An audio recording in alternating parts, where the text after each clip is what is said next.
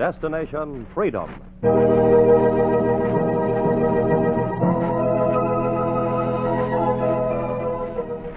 Destination Freedom, dramatizations of the great democratic traditions of the Negro people, is brought to you by station WMAQ as a part of the pageant of history and of America's own Destination Freedom.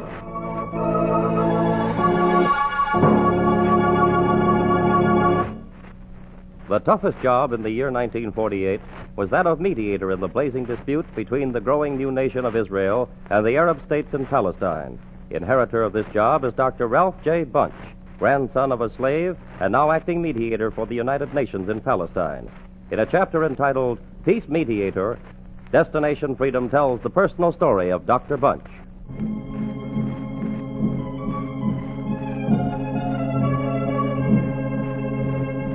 He had come to the wide western edge of Asia, peace plans in his pocket and the permission of the United Nations. He had been told to meet his chief, Count Bernadotte, for a conference in Lydda between Arab and Israeli. He halted in Haifa a day behind his chief, and in the hot Palestine noonday phoned ahead in a desperate effort to pick up his lost time. Operator, please hurry, please. I am ringing, sir. I am ringing. Are you ringing the right number? I am ringing Count Fouquet Bernadotte's office in Jerusalem, sir. Count Fouquet Bernadotte's office? I have a call for the mediator, Count Bernadotte. Sorry, the Count and his aide left for the Jerusalem airport an hour ago. Thank you. They say he left an hour ago, sir. I heard that, operator. Get me to Jerusalem airport, please. I will try to get them for you. Hurry, operator. I am ringing, sir.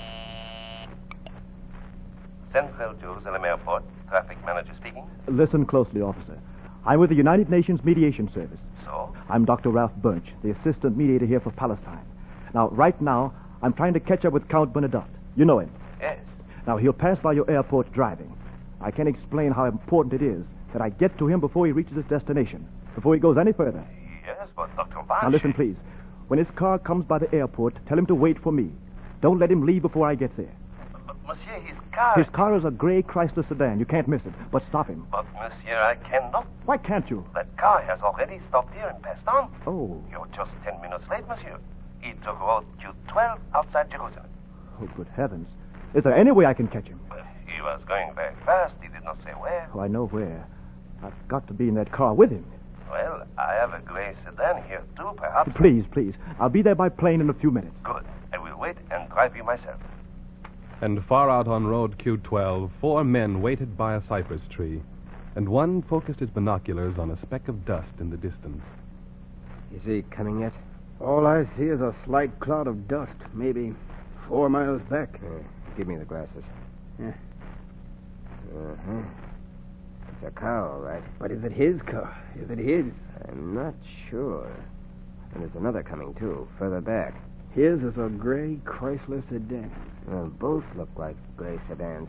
Maybe his bodyguard, huh? How can I be sure at this distance? The second's too far back to be a guard. And maybe the first is his.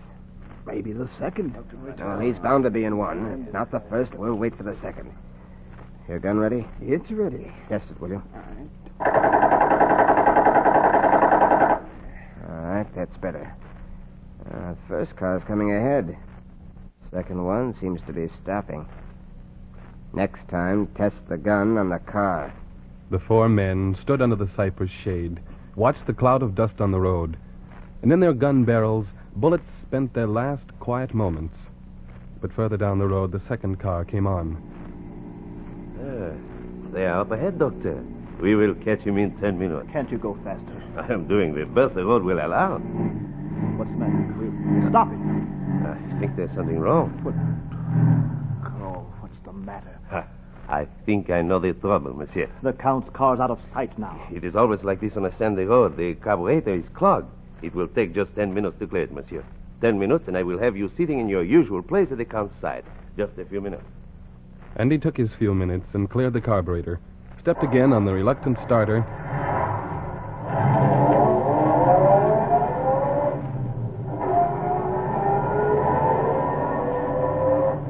and moved over the desert road. And this time had no trouble in overtaking the Count's car.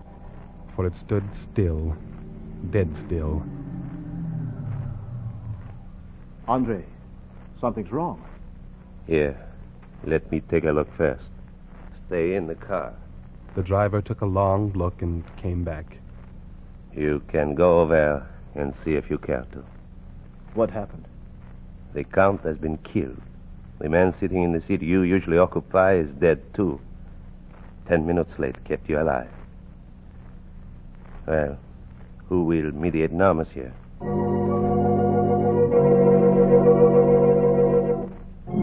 He drove slowly back over the ancient road, heartsick and weary, and his fight to bring peace to the Holy Land appeared impossible and hopeless. The news shocked the wires of the world, and the United Nations sent a courier to the assistant mediator. The courier found him late that evening out walking in the Jerusalem streets. Oh, Dr. Bunch. Yes? The Secretary General wired me to contact you here. Oh, I've been told to expect you. And you know what my mission is about. I've got an idea. In all the capitals of the world, they're asking who will mediate now. The United Nations would like to know if you will step into Count Bernadette's place, or at least until a regular commission is appointed. Will you take over what's become the most dangerous job in Asia? If I thought I could really do the job, Apparently the Council believes you can. For once they decided unanimously on a man.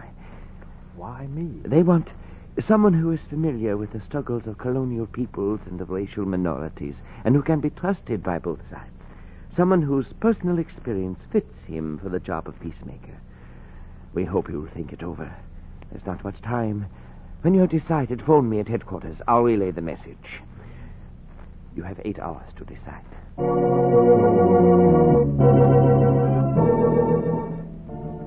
He walked on through the Jerusalem streets, probing the hidden pockets of his mind. And he thought of a day 28 years back when, as a valedictorian of a Los Angeles high school, he came into a newspaper office and got his instructions from his first boss. See here, kid, you're valedictorian of your high school, but that don't mean a thing on newspaper roll. I'm not exactly going to be a newspaper man, Mr. Ankerby. I know. You got some fool notion about studying government and political science. Well, there's about as much chance of a colored kid around here doing anything with that as there is for you to, say, discover the biggest scoop of the year. I heard you say that before. I'll say it again for your own good. Political science in school's one thing. In the wide world, it's another. Now, look, concentrate on being a good cub reporter. Go around the suburbs, pick up anything your valedictorian soul regards as news. We probably can't use much of it, but you'll be learning. In a few years, you will understand more about how the government's really run than all the books in the world can teach you. Get out and keep your eyes open. He remembered how he had gone out and kept his eyes open, and day by day brought in news that never touched the papers, until the night he walked to town and on a quiet road stumbled upon the biggest story of his life. He remembered how his toe struck something soft on the ground, and he bent low and recognized the town's new grocery man. Mr. Rose. Mr. Rose. Straighten up, kid, and keep your mouth shut. But don't you see him? It's Mr. Rose. You heard what the man said, boy. Shut up. But it's Mr. Rose. I said shut up. Don't. Shut up. Now, get on down the road, boy. And breathe a word of what you saw to a soul, and we'll use the gun on you. Now get.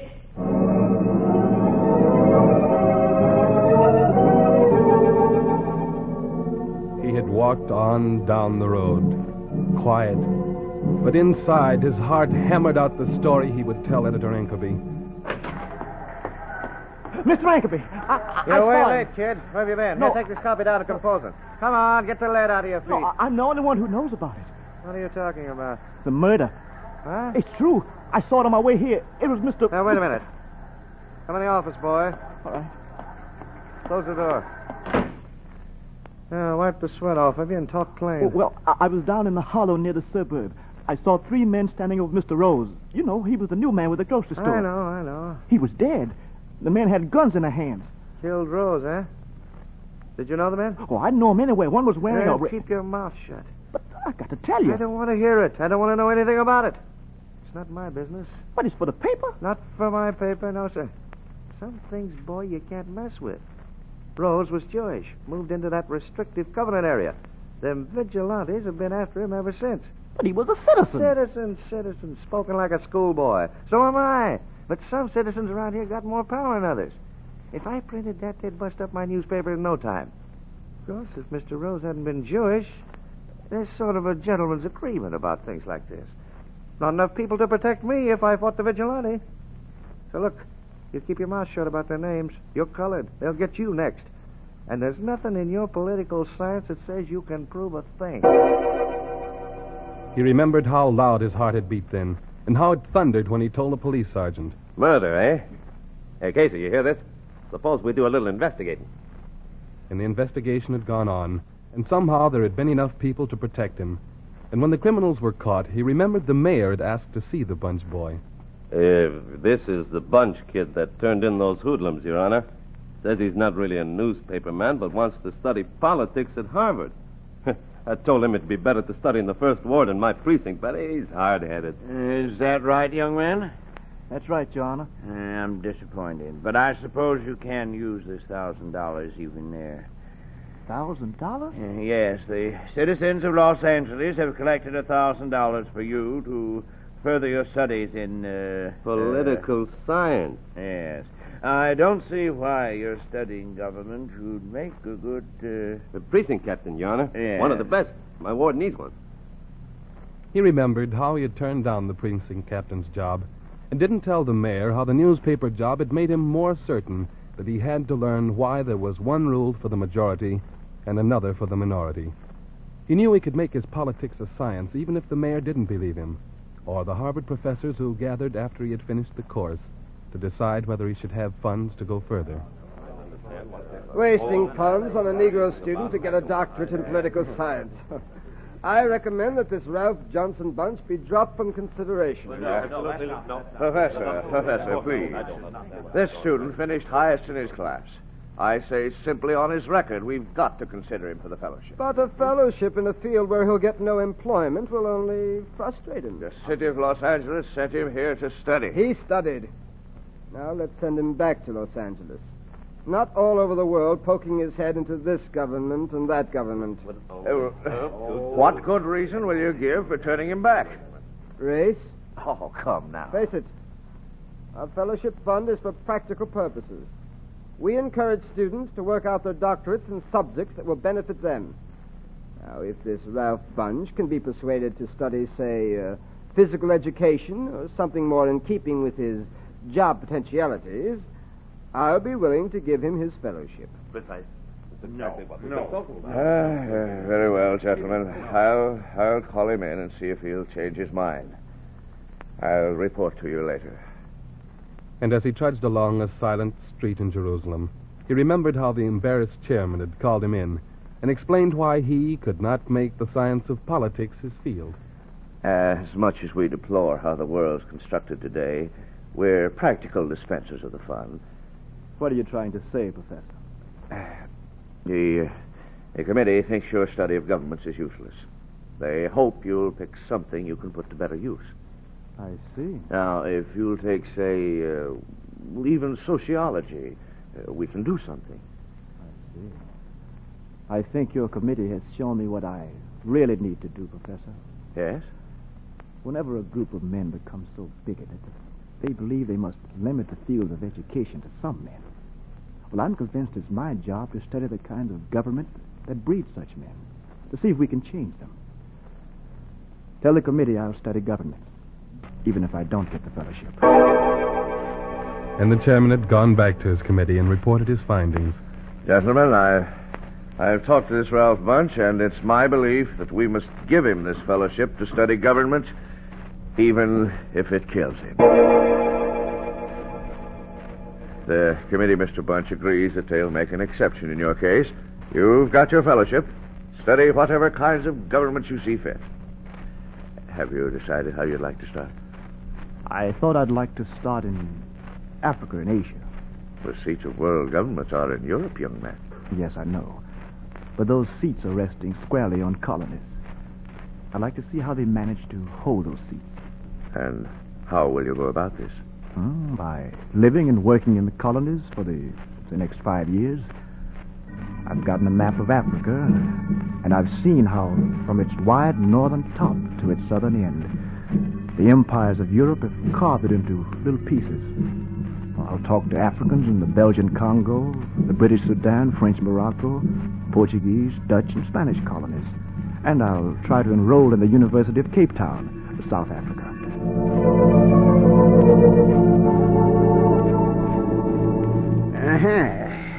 You came all the way from America to study here in Africa. On a fellowship.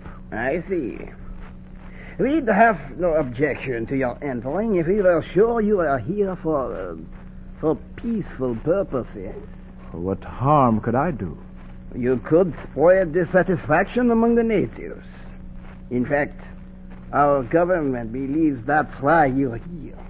Are the natives so easily dissatisfied? Natives are always dissatisfied. We'll admit you, but we suggest you stay away from the native quarters. You might be mistaken for one of them. He remembered studying the colonial government that kept 8 million people landless, locked in special quarters, barred from the streets and schools, restless and rioting. And he sought them out and talked to their teachers and editors, and went with an editor to his hotel. Clerk. Yes, Mr. Bunch? I'd like an extra room tonight for my guest. Is he a Negro? The same as I. I mean a native. He is? The hotels here do not take in native Africans, Mr. Bunch. You'll have to take your friends somewhere else. Yes, he remembered that the natives were unfree in their own land. He lived in the tribal camps and got to know chieftains, and learned that people everywhere were determined to have freedom and a control over their destinies. He saw diamond, copper, and coal mines where thousands of Africans worked for $1 a month, taxed and landless, and understood even better the old urge his own country had once to free itself from the colonial status. He put in 5 years in the colonies of Indonesia, Malaya, and Burma, and wrote in his thesis, "If ever there is to be peace in the world, the vast majority of mankind who produce the raw material out of Asia and Africa must first be freed and given a proper share of the wealth of their labor. They will either become free and independent new nations through blood and strife, as did America, or through the cooperation of peaceful nations." A very good thesis, Dr. Bunch. It deserves the award you won for it. Coming from one who didn't think my study worth anything, I appreciate that. Oh, it wasn't I who thought that. It was a very backward committee. This has brought them forward out of the Dark Ages. In fact, they've come so far that they want you to remain here at Harvard as an instructor in political science. Alone in Jerusalem, wondering whether he should accept the assignment from the United Nations, he remembered the years spent in putting his knowledge before the students who passed through his classes. But he still had wanted to return to his own way of learning his science, by practice. And one day, a Swedish scientist had come to him with an offer for a venture. Dr. Bunch, I'm Gunnar Myrdal. Sociology is my business. I've heard of you, Dr. Myrdal. Good. Your Carnegie Institute has commissioned me to do a study on American race relations. I've heard of that, too. I believe for an outsider to do such a book, he'd need help. Your help. I need someone to travel with me. Someone who can be not only a scientist and a guide, but a guinea pig, so that I can see clearly the causes and effects of race discrimination. I know your job here is secure and this will be short, but I think it may be worth it. He had thought of its worth as he traveled north, west, and south with the Swedish scientist. And as the Africans had learned in Africa, so he learned the feeling of being unfree in his native land. Clerk? Yes, Dr. Myrdal? I'd like a room for my colleague here, Dr. Bunch. Well, Dr. Myrdal, your own reservation has been accepted. I understand that, but my colleague, Dr. Bunch... Well, you see, you're new in this country. Very new. You don't understand. We don't accept Negroes in this hotel. Then I suppose you don't take foreigners either. Oh, yes. You'll be all right. But your friend will have to go somewhere else. And in towns in Texas and Georgia, Indiana and Maine, they filled in their report. And they listened in a cafe in Alabama, when a frightened waiter explained why he couldn't serve them. I'm sorry, but you two can't sit together in the restaurant here. Please leave. What do you mean? Well, the state law says it's illegal for whites and Negroes to eat together in the same restaurant. The last two who got brotherly got 30 days to boot. For white and colored citizens to eat together in this state's a crime. It's just a natural crime. The two left the state where there were penalties against the practice of brotherhood. And when they had covered the country, Dr. Middle wrote, With the help of Ralph Bunch, I have finished my study of American race relations. I have called it an American dilemma. The dilemma is whether Americans are going toward democracy and freedom or backwards to colonial thinking. He remembered how he had been proud of the book, and then had gone back again to learn more from the people of West and North Africa. But when the war came, he was called into the Office of Strategic Services, and he wondered why. You can stop wondering, Doctor. We want you in the Strategic Services for a job that's highly confidential at the present time. Can you tell me what it is? Well, we'll have to. The Allied Army is planning to invade North Africa. That doesn't surprise you? Yes, it does. Well, to put things plainly, we want you to help plan this North African invasion. Oh, but you're joking. I don't even know how to handle a rifle. That's what I told General Eisenhower, but he believes that somehow your knowledge of the peoples of North Africa will help smooth the way for our troops.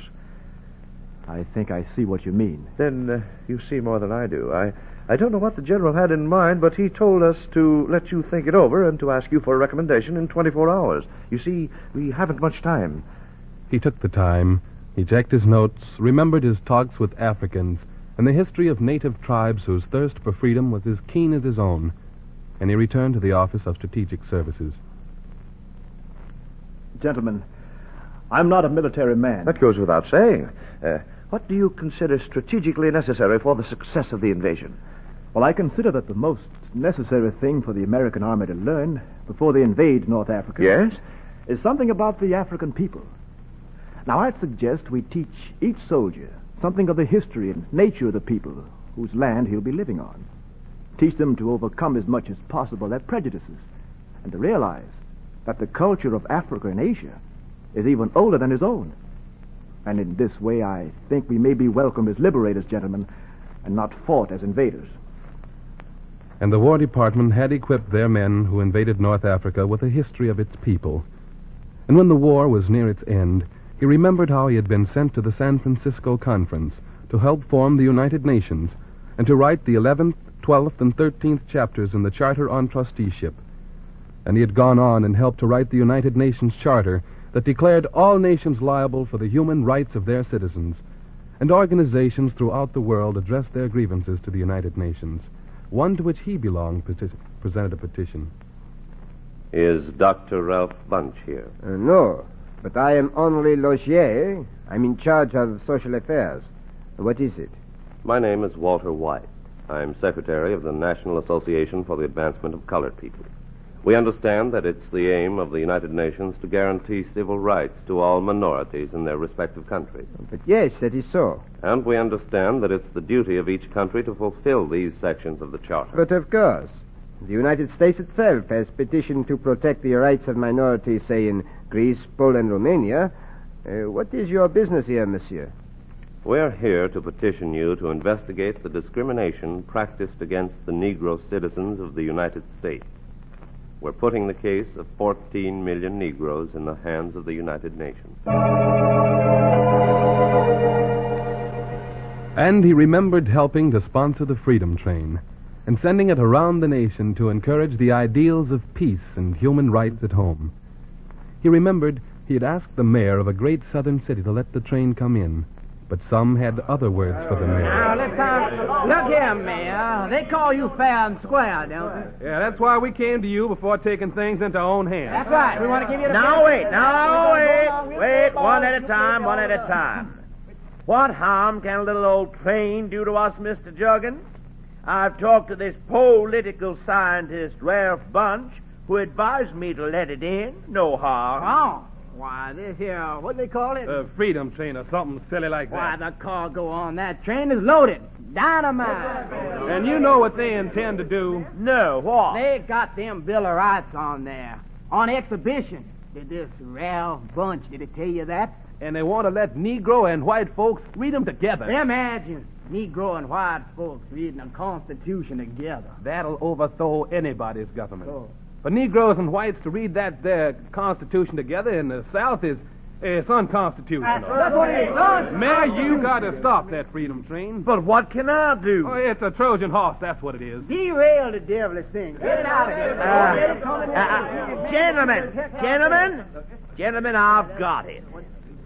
I'm a fair and square mayor, you know that. You're right. I promised Bunch personally I'd do it. Therefore, I say this freedom train ought to be allowed to come in. I know. Now, wait till I finish. I hereby decree that the train can come in provided it honors our custom.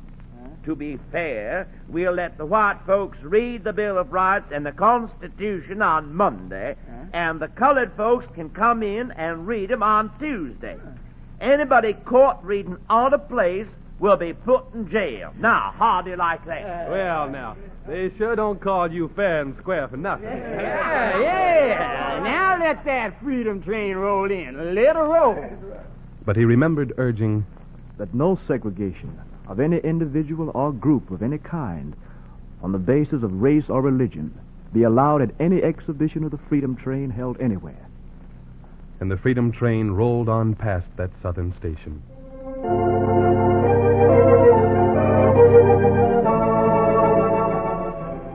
And he thought of the appeals for human rights that had come into his commission of the United Nations from all over the world, and of the biggest one that had come to him from the United Nations Secretary General. Dr. Bunch? Yes, Mr. Lee. I'd like to transfer you from the trusteeship division to another post. You're dissatisfied with my work? No. Every nation you've worked with is satisfied. Hmm? But this is a job that is going to take the most experienced men we've got. I'd like you to take the post of Assistant Mediator of Palestine to Count Folke Bernadotte.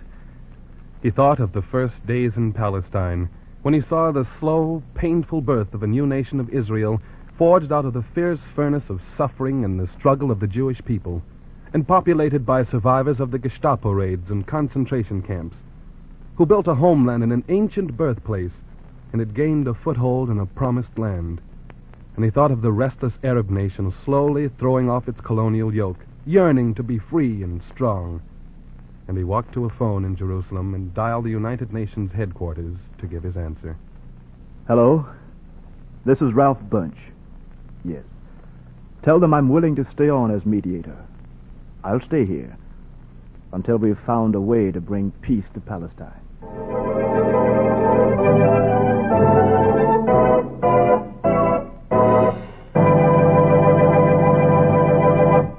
You have just heard Destination Freedom's dramatization of the story of Ralph Bunch, acting mediator for the United Nations in Palestine.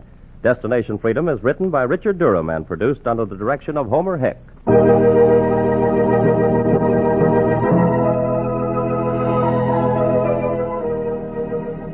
The role of Dr. Bunch was played by Fred Pinkard. Others were Oscar Brown Jr., Everett Clark, Jack Lester, Ted Liss, Art McCoo, and Tony Parrish. The special music was composed by Amos Soderstrom and was played by Elwin Owen and Bobby Christian.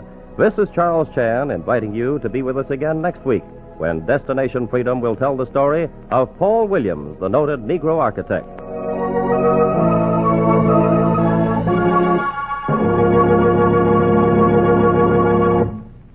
This is NBC, the national broadcasting company.